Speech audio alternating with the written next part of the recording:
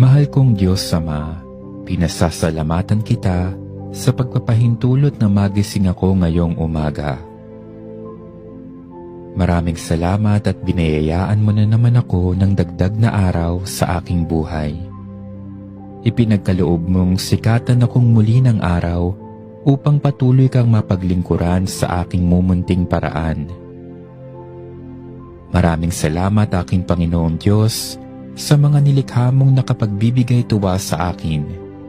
Ang mga huni ng ibon, ang malamig na simoy ng hangin, ang mayayabong na puno't halaman, at ang aking mga mahal sa buhay. Dakila ka, o aking Diyos Ama, puno ka ng pagpapala at awa. Pinupuri kita at pinasasalamatan dahil sa pagbibigay sa akin ng buhay na ito